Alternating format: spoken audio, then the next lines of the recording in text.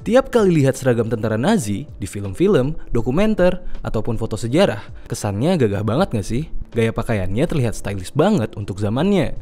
Ternyata, yang buat adalah brand fashion terkenal yang sekarang sudah mendunia loh. Penasaran kan? So nggak usah lama-lama lagi, tonton video ini sampai habis, dan inilah Jejak History.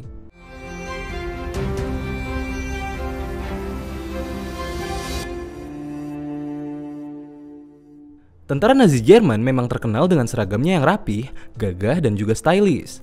Berbagai macam divisi tentara ini memiliki gaya tersendiri yang benar-benar memperlihatkan pangkat mereka. Walaupun warnanya agak monoton, hanya hitam, abu-abu, coklat, dan putih, tapi orang yang memakainya akan tetap terlihat gagah. Layaknya seorang tentara. Coba sekarang kalian lihat deh seragam-seragamnya.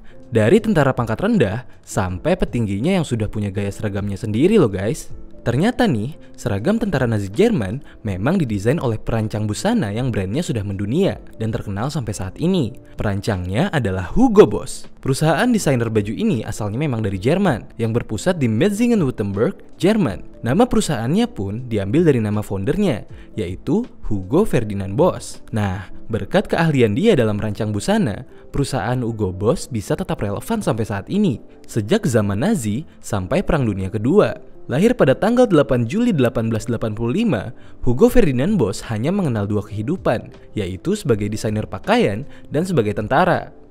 Keluarganya memiliki toko pakaian dalam yang sudah diurus secara turun-temurun. Sementara waktu dia muda, Hugo Boss juga pernah menjadi tentara muda di tahun 1903 sampai 1905. Setelah masa wajib militernya selesai, dia bekerja sebagai penjahit di salah satu pabrik yang ada di kota Konstanz. Dan tak lama kemudian, Hugo Boss mengambil alih bisnis keluarganya dan makin menekuni keahliannya sebagai penjahit dan desainer pakaian.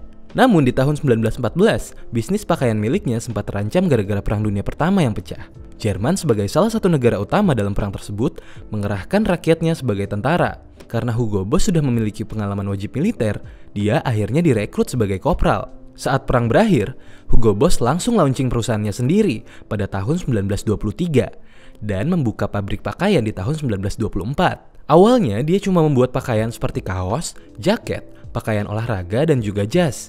Tapi di tahun 1930-an, Hugo Boss langsung ganti haluan sebagai pendukung pemerintahan Nazi Jerman. Gara-gara pengalaman dia sebagai tentara, Hugo Boss jadi mempunyai banyak kenalan di partai Nazi yang dibentuk oleh Adolf Hitler.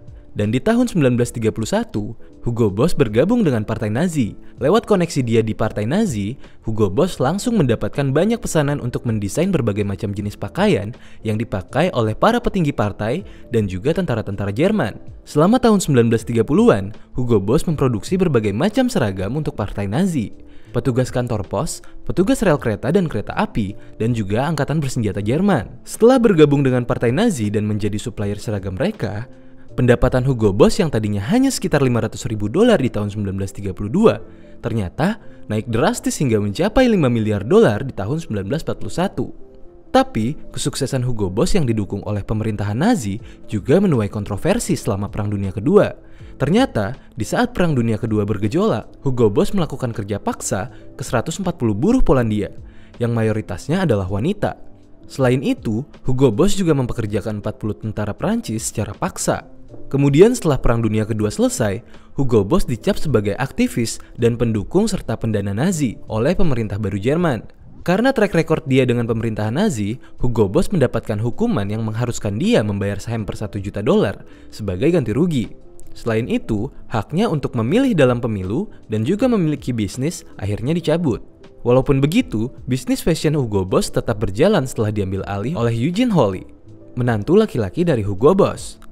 Dan seperti yang kita tahu, brand Hugo Boss masih terkenal sampai sekarang, bahkan menjual berbagai macam pakaian, aksesoris, sepatu, dan juga parfum. So, jadi gimana? Ada yang mau jadi bisnismen dan fashion designer terkenal seperti Hugo Boss? Tulis komentar kalian di bawah. Jangan lupa klik subscribe kalau kalian suka video ini dan tungguin video-video menarik lainnya. Gua Rizwan pamit, and make your own history.